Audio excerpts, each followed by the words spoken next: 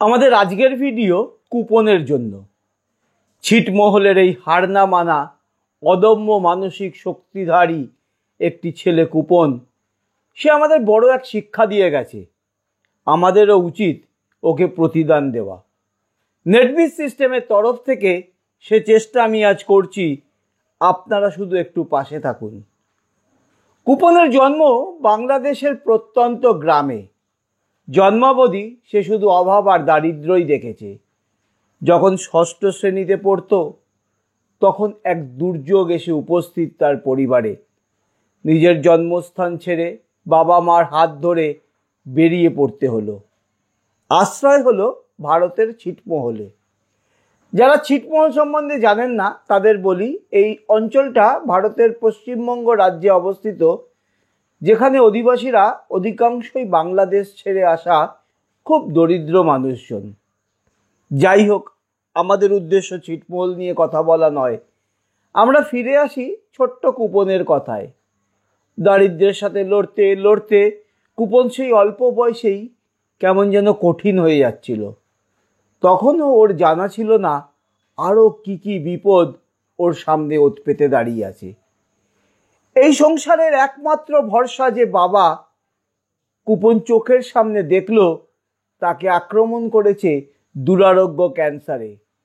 কুপনের চোখের সামনেই বিনা চিকিৎসায় তিলে তিলে বাবা মারা গেলেন। একটা অসহায় পরিবার আরও অসহায় পড়ল। এরকম অবস্থায় কি হয়?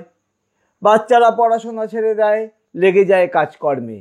কেউ চাষের কাজে, কেউ বা চায়ের দোকানে, কেউ কেউ তো আবার অসৎ পথেও চলে যায়। কুপন করলো ঠিক উল্টো। জেদ ধরল ভালো করে পড়াশোনা করবে, ডাক্তার হবে, গরিব মানুষের সেবা করবে। তার বাবার মতো আর কাউকে বিনা চিকিৎসায় সে মরতে দেবে না। সাবাস কুপন, তোমার মতো জেদ যদি আমরা সবাই পেতাম। কুপন খুব মন দিয়ে পড়াশোনা করতে লাগলো। ডাক্তার তাকে হতেই হবে, গরিব মানুষের পাশে দাঁড়াতে হবে। কুপন সবাই যদি এরকমটা ভাবতো, দেশটা পাল্টে যেত।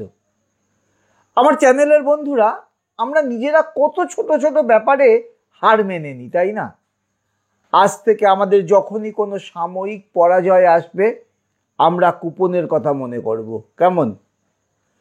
কুপন ডাক্তারি পরীক্ষার প্রবেশিকায় পাশ করলো একবারে। ইচ্ছা করে ছেলেটাকে একবার সামনে থেকে দেখি আর বুকে জড়িয়ে ধরি। এতটা হলে তাও ভালো ছিল। কিন্তু ওই যে একটা গানের কলি আছে না, অভাগা যেদিকে চায় সাগর শুকায়ে যায়। কুপনেরও তাই হলো। ডাক্তারি তো পাশ করলো, কিন্তু ডাক্তারি পড়ার টাকা কে দেবে? কতটুকু দেবে? না, জোগাড় হলো না টাকা। ডাক্তারি পড়া হলো না কুপনের। কিন্তু ও যে কুপন, ও যে আর 5টা ছেলের থেকে আলাদা।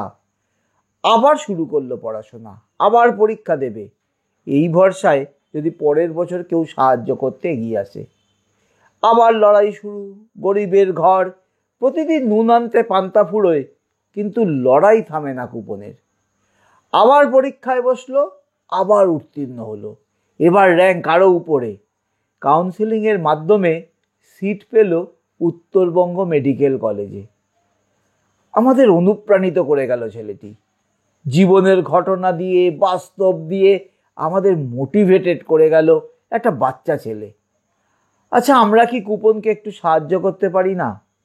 সবাই যে অর্থ করে দিয়েই সাহায্য করবে তা করতে হবে না। যারা পারবেন তারা করবেন।